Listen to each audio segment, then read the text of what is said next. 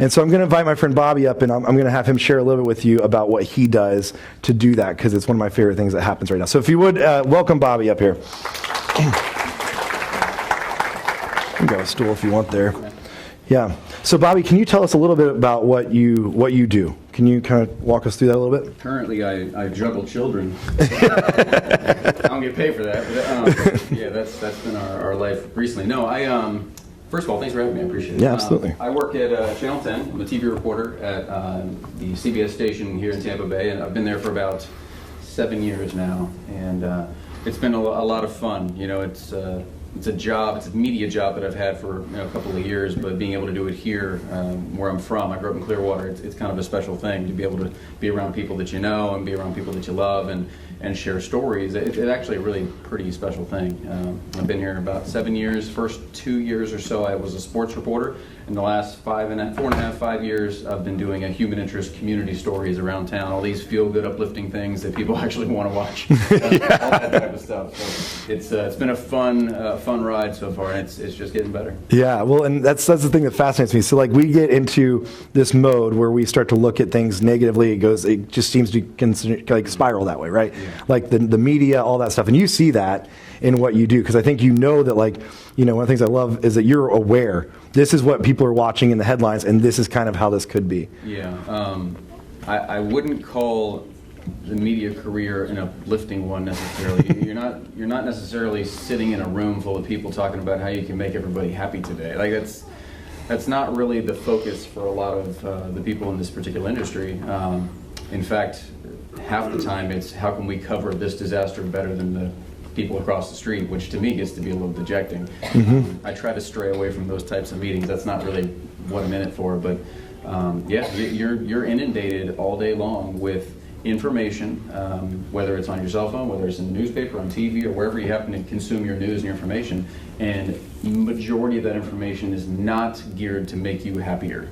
It's to inform you, but a lot of the times the things that end up on the news are outliers, and they're not typically the things that are going to get you through your day with a smile. So yeah, it's definitely it's a tough environment when you sit in these meetings, and you know, they'll sit down at 9 o'clock in the morning. All right, overnight, a guy threw his infant out the window. How are we going to cover it better than that station? I'm like, yeah. Wow, show some compassion. You know, it's a tricky environment to live in. You know, especially if you're trying to uplift some people. Right. Yeah. Well, I think that's one of the reasons when we look at things that are uncontrollable and unknowable, and we start to feel that way. What we do, I don't know about you guys. What I do is I find myself, when there's like news stories going on, or there's things that are happening in our world, then I'm like, that's interesting, and I need to know what's going on. I need to be on top of it. I need to be in control. If there's like, even if there's, I mean, as simple as an instance of like a hurricane coming or whatever, I don't know about you, you check your phone a lot more, don't you? You constantly go into that thing. And there's actually a link between anxiety and people who use social media, especially their phone. We know that there's the higher anxiety levels in people that use social media more. Just the two go together. Now, what's interesting is nobody knows which one's, it's kind of a chicken-egg situation. We don't know which one's first. Are people who are naturally more anxious the people who more naturally pull out their phone more frequently? Or are people who are pulling out their phone more frequently naturally becoming more anxious? Does that make sense? But either way, the correlation is there, right? And I think if we're being honest, sometimes we can fall into that pattern, because I think I don't want to say like all media, but I do think that there's a part of it that's preyed upon, and it's part of how you get. I mean, there's a very common phrase that I'm sure you've all heard of. If it bleeds, it leads. Mm-hmm. I'm sure everyone's kind of heard that phrase at some point in their life.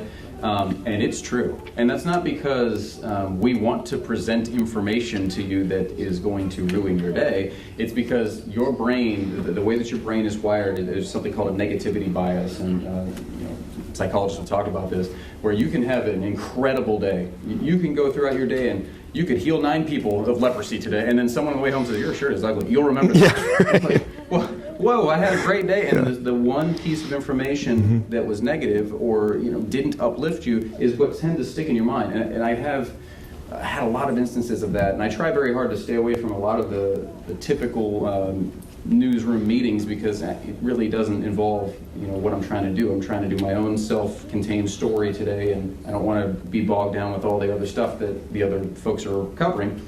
But I remember very clearly a couple years ago when I was still doing sports.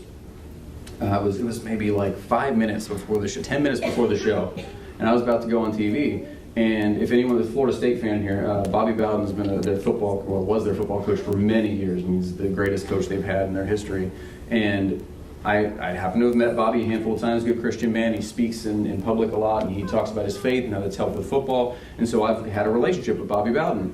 And a couple of minutes before the show started, whoever was working on the assignment desk that day found out that his grandson had flipped his car on the interstate and died. And it was moments before the show. And, you know, for anyone who has met someone who works in TV, it's very chaotic. You know, the show is very programmed out to the second. When they say, okay, Bobby, sports starts at 5:26 and 11 seconds. Like, it's very precise. If you show up at 12 seconds, there's a 1 second black hole and you didn't fill it and you get fired. So there's a very specific way that we do things. And so when you get information like that 5 minutes before the show starts, you don't have a lot of time to figure it out and present it. And what I thought was, okay, well, this is a sportscast.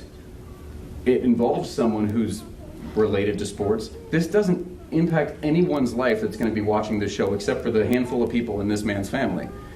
You may have some sympathy for this man. You know, if you're a football fan or whether you're not, you just feel bad for someone that this has happened. But they looked at me and they said, call Bobby Bowden and make sure it's true. And I had his phone number, and I said, oh, you are not going to ask me right now to call this man. What if he doesn't know? What if I'm calling and he doesn't know that his grandson has flipped his car? And I said, is your grandson dead? Right. What if I tell him that his grandson, I mean, that's not a position I want to be in. I mean, my hand was shaking the whole time. Yeah. I mean, your boss says do it, you're kind of, obligated to do it. And thankfully, unfortunately, he had flipped his car, and this young man had died, unfortunately, on the way home from a road trip they were having. But the family already knew, and so his wife answered the phone, and I could not have been more nervous to ask this woman what happened, because who wants to deliver that information? Right. You know, Yeah. and so I remember that, and I've had so many great interactions with Bobby Bowden and other coaches over the years, and yet that's the first thing I think of when you say, "Oh yeah, do you know any football coaches?" It's the first story that comes to mind because it had such a negative imprint on my mind.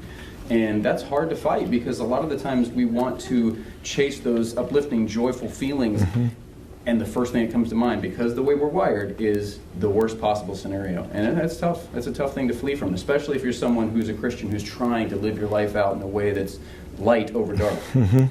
It's a tricky thing, and you got to battle that. You got to battle it every day. Yeah. Oh, absolutely. Yeah. And I mean, there are studies that are fascinating about how bad news literally travels faster than good news.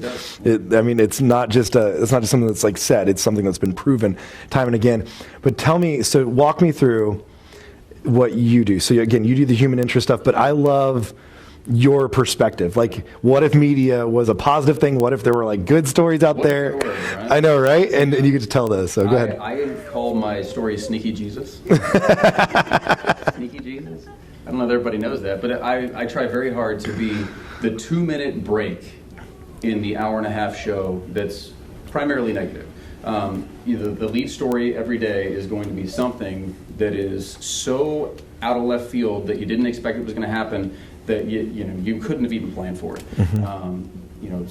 Turn on the news this week if you want to. The first story is never going to be, oh, so-and-so donated $500,000 to build a community center. That's not going to be the first story of the day ever. I was in a position where I was doing sports, and they came to me and said, we don't really need 3 sports reporters anymore, but we like your storytelling ability. Do you want to do news? And the first thing I thought of was, no, I don't. But this little guy that keeps making all the noise was going to be born about a month later. And I was like, paychecks are good. Yeah, that's important. I decided that, I'll go for the news for a little bit. And I tried to convince them. I said, well, can we do good stories? Can we do some of the positive news around town? And they looked at me like I was absolutely crazy. I'm like, well, no, we show them 20 seconds of puppies at the end of every show. That's enough. I'm like, well, no, that's not enough. That's not a fair representation of all the things that are going on around town. If you're going to go out into your community and say, all right, everyone that's watching today, here's a representation of all the stuff that happened to your town. There's no possible way you can do that without including something that someone did to uplift another person. And so I pitched that to them, and I said, let's do these human interest stories that really remind others that someone's doing something good for someone else today too. And they resisted it, at first. And, I understand why. Because of that negativity bias, because people tend to kind of watch the train wreck. They kind of watch that. I stuck with it. I said, let's try these types of stories. And then after 2 or 3 weeks of doing these stories where you met the kid who did a lemonade stand and raised all this money for cancer, and they're like, well, that was pretty cool. And then you did the story about the kid who's overcome tragedy in his life, and now he's mentoring other kids. Like, well, that's pretty awesome. And so after a while, you start chipping away, and they're like, you know what, maybe there really is an appetite for this. Maybe people really do want to feel uplifted during their day, and it's not just all these BBs of negativity that just pepper you all day long. Because most of the time, when you're going through and you're watching these shows, you're not going to get hit with a 9/11 type of terror act that just everybody gets hit in the heart. Most of the time, it's little things here, or little things there, or little things here, and they just add up over time. And so if we can sprinkle in some joy, that I think is what we should do. So I call him Sneaky Jesus. You ever watch him on Channel 10? There may be a cross on the wall in the back of these. Strategically line that up. Just, it's not like I'm, screaming sermons at anybody, but, we do a lot of stories that would hopefully point people back towards the positive things in their life. And I think as someone who's a Christian and people around who profess to have faith, you'll see that there's really not a lot of separation from things that are positive and things that are faith-based. And those two things collide quite often. And so that's the goal. That's the hope, is to do these types of stories that remind people that, there was some nonsense today, but there's also some really great stuff happening too. Yeah. In this passage we were just reading, it says that the devil walks around like a roaring lion. Mm-hmm. Now, he doesn't say that he walks around like a sneaky lion. Like, there are sneaky lions. If you ever pay attention, lions typically actually don't roar before they go after prey. That would be a bad move as a hunter. That's not a good... I don't know if you ever hunted before. I don't know if you've ever been around animals, for instance. But making noise before you go in for the kill usually is a bad move. He's saying that this actually is a roaring lion. Like, those negative things, it's actually going to be more noise. Sometimes it's a bigger bark than bite kind of thing. This is more terrifying because you're hearing it coming than if it was just to sneak up on you. Does that make sense? I think a lot of our anxiety is built that way, where there might be a real fear out there, a real thing out there, but that's not really how we operate. I think I mentioned it in one of my small groups a couple weeks ago. I was watching a Netflix thing, and they were talking about how warthogs, how we're like warthogs basically, and warthogs, when they see a lion, they have this thing that happens in their brain, where their brain starts to take over, and it shuts down their like digestive system. It shuts down their skin, their receptors. It shuts down like all of their reproduction, everything that shuts down in that warthog, so that it can just run as fast as it can away from the lion. That's what it does. And when a warthog sees a lion, it does this whole thing happens, right? It's a fight or flight moment, and it just takes off. And they said that the same chemical reactions happen in you and me, but it's like when you're signing a 30-year mortgage, for instance, like those kind of things. But I think as we hit those moments where we have all this stress and anxiety, but then we just keep running. Like, we don't even know where we're going. We don't know what's right or wrong. We don't know what matters anymore. We're just running as fast as we can. You know what's cool about lions? I did a little research on lions too, because I've studied this passage. Yeah. And lions are big and they're scary and they're mean, but they're not fast. And so the reason a lion has to be strong is because it can't outrun a gazelle. So if a gazelle sees it coming, or a zebra, or even a giraffe, if they see the lion coming, they turn and they run, the lion will never catch it. Because they have short bursts of speed, but they're not like a cheetah. They can run for 70 miles an hour for miles. They can't do that. A lion has to be close, and a lion has to be able to get you and overpower you, because it just can't keep up. And so when you read that verse, and you're talking about how the devil prowls around like a roaring lion, well, yeah, but the devil is not going to catch you if you are fleeing the devil. That's why it says flee the devil in the verse. It's very important to remember that, there's an enemy, and there's negativity, and there's these stories that creep up every day, but it doesn't say to ignore them. It says to be aware of them and flee from them. And so, you can turn on the newscast at 5 o'clock, 11 o'clock, whatever it is, and you can see these stories that come, and they pepper you. They're terrible. They try to overpower you with how scary they are. But if you see them and you flee back to what you know is true in your heart, that light in the darkness, then that story and that devil and that lion won't seem as scary. It's still there, but it just won't seem as powerful and as scary because you're getting further away from it. Right. Bobby, actually, Bobby did research lions. Last time, I just told him this morning, I said, last time we were at an event together, Bobby spoke on this exact passage. So thank you for letting me steal all your notes and preach it this morning. Appreciate that. I hope I didn't steal everything you thought of. But he talked about the exact thing with the lions and everything. So I think it's fascinating. The fight or flight warthog mortgage thing. So it's fascinating, isn't it? That's brand new. Yeah. I don't think churches are talking. I'm gonna show up at church today. That's nice. Yeah, I don't think churches talk enough about warthogs. I think something we're not doing a great job of that. So here's the thing. What I'd love to do is just as we close, there have been some things that you have had be really positive. And I don't know how many times in your week you sit down and you just hear good things happening, just good stories. I don't know how many times you have that happen. For me, I even feel like even when I call my relatives or I call somebody that I like, usually the first thing I hear is negative stuff, right? This person's sick, that person fell down, whatever it is, right? You just have these things that go on. I don't hear the positive stuff very often. So I asked Bobby if he would just share just a story or two of just some good things, because I think we could use it. People ask me all the time, what's your favorite story? And I say, you can't pick a favorite story, because I see them through the lens of God, and I see them as every single person that we're interviewing is a child of God, who's going through some kind of problem, who needs some help in their life. And so the opportunities for us to go and share their story, who's to say that your story is better than your story? I mean, they're all stories that are touched by God. God's got his hand on your life. And so I don't know that I necessarily have a favorite story, but there's some that just stand out a little more. I mean, we had one that comes to mind is a little boy named Eric. Eric is terminally ill. He's not going to live forever, unless some medical miracles happen. He was born, and the first couple days, the doctor said, you're not going to need a first birthday cake. Just enjoy the first couple of weeks that you're going to have with this boy. He needs a heart and double lung transplant. And he's smaller. He doesn't grow the same rate that an average kid would.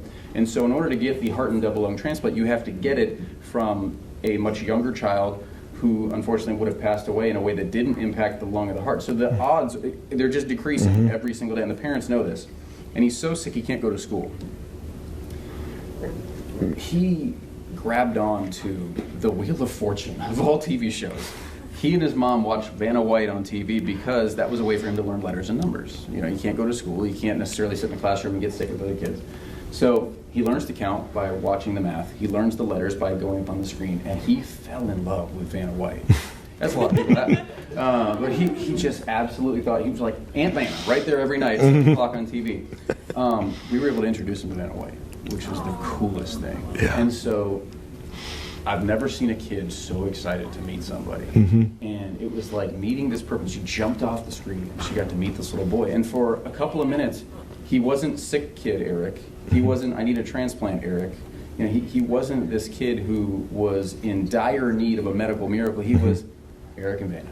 Yeah. Just hanging out, and that was pretty cool. And we've done that one. We had one the other day with a little boy. It was very special. His name is Jackson Carter, and I met him 4 years ago. He was getting through cancer. He had osteosarcoma, and he was in bad shape. Ended up beating cancer, and he decided, I'm going to do a lemonade stand. I'm going to raise money, and he's donated like $10,000 to kids just out of his driveway, doing lemonade the last couple of years. So that's pretty special. I mean, there's so many that really have been impressive. There's a woman down the road here in Newport Richey who her sister unfortunately died in a drunk driving accident. Someone hit her, and her mission had always been to work with kids in schools. And so, this sister who was surviving just said, I'm going to carry on her legacy. And so I'm going to get a couple of people together. We're going to donate some backpacks. In the first year, they raised enough money for like 30 backpacks. We're like, okay, that's enough. We got 30 backpacks, 30 kids are going back to school, we got backpacks. And the next year, it was like 40 backpacks. And the next year, it was like 80 backpacks. And this past year, they did 3,500 backpacks. Holy cow. Wow. And so in the past, 10, 12 years, whatever it is now, they've given away like 7,000 backpacks to kids. And now they've got people donating. Now they put pencils in them, and now they put shampoo in them, all these little things. It's just one little thing, but their story has such a big ripple effect that then now when we go out and we do that interview and we put it on TV, hey, quiet, Hannah. She's minus one. Now when we go out and do that story on TV, people see that, oh my gosh, like what an abundant blessing that this woman's been able to handle, that she's been able to drop a pebble in and make such a ripple effect that people see it, and maybe they can't in their community give backpacks, but maybe they can make peanut butter and jelly sandwiches, or maybe they can do whatever they can in their community, and that spiritual connection spreads and spreads and spreads. And it's such a really cool thing to have the world do those sort of things. And a lot of times people will ask me, okay, well, yes, it's great to do these types of stories, but there's still that evil stuff there. All that other darkness is around. Yeah. So how do you deal with, that overwhelming darkness, that heavy feeling? We sang a song earlier, I'll sing for joy when my heart's heavy. Well, how do you make your heart less heavy? And I did want to share a verse here if I can. There's a couple of verses that I really grabbed onto, and they're all from Psalms. one of them I think is especially true to me because of the job that I have. It's Psalm 112 verse 7 says, I will not fear bad news, which doesn't say that bad news won't happen. It says, I will not fear bad news. I confidently trust the Lord to care for me. So yes, there's going to be issues. You're going to flip on the news at whatever time, and there's going to be some negativity. There's going to be some sad stuff going on. But that doesn't mean that you have to give in, because if you confidently trust the Lord to care for you, you'll be able to get through that. You'll get past those things today, and you'll see the joy all around you. There's another verse from Psalm 16 that says, I will find the joy of my presence, talking about the Lord. The joy of God's presence is what brings you life. And a couple of verses earlier it says, and your presence will never leave me. So if you're thinking about where am I going to find the strength and the joy to get past all this negativity, well, it comes from the presence of God. The presence of God is by our side all the time. It's like our shadow. The presence of God never leaves us. And so if we look at the news, if we look at our situation, our financial struggles, or whatever it is in your specific life that you're dealing with where you feel that heart is heavy, the reminder that we find joy in God's presence and His presence is always with us will get us through that difficulty. And I think that's something that's really helped me in trying to frame the TV stories I'm trying to do, and it can frame everybody if they look at life through that lens. So it's definitely been impactful for us. That's awesome. Yeah. That's awesome. Yeah, I heard somebody say this last week. They said that when you see those things on the news that feel like really negative or really scary, they said, actually that's a good sign. Because if it's on the news, that means it's still newsworthy. They don't report things that happen all the time, like just mundane things. So that means we're not used to it yet. That actually means it's still something that's abnormal, and it's out of the ordinary, not that it's something that is normal. Has become okay. Crashes because they don't crash. Right. Planes are pretty safe. You're a lot more likely to die in a car crash than you are in a plane crash. Right. But every time a plane goes down, every TV station and newspaper shows up because, oh my gosh, that shouldn't have happened. Yeah. And it becomes newsworthy at that point. It's very true, and it goes back to what you were talking about earlier. You've got this fight or flight response. Are you going to latch on and say, oh my gosh, I can't fly in a plane tomorrow because all planes fall out of the sky? Or do you say, okay, this was a very sad situation, but am I going to choose to give in and be fearful of it? Or am I going to choose to say, okay, this happened, but I'm going to choose joy and life this way? And so that's a tough choice sometimes. Yeah, it is. That's awesome. Well, we're going to wrap up this series next week, and we're going to come back to Romans 12. We're going to kind of spend some time kind of ending where we began. But this morning, we're going to, I want to pray for you as we head out of this time together, and I want to invite you to stick around for lunch over in the cafeteria just right across the way here. Love to hang out with you. Bobby's going to be around too, and Bobby, actually, he wrote a book. You have some with you here or something, if people or whatever. There's some books here. He wrote a book called Finding Joy Beyond the Headlines, and it was all about stories right here that he's covered and just the good things going on.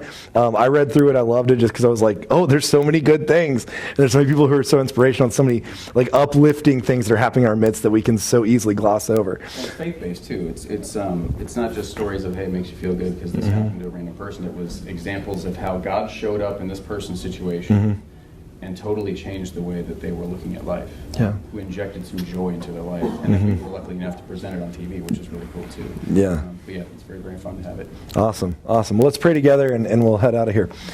Jesus, I thank you for this time. I thank you for this morning. I thank you just for the fact that we can find peace, and we can find hope, and we can find joy, even in the midst of stress and worry and anxiety. I thank you that your way is a way that is different than the world's way. It's something that looks different, it acts different, it feels different.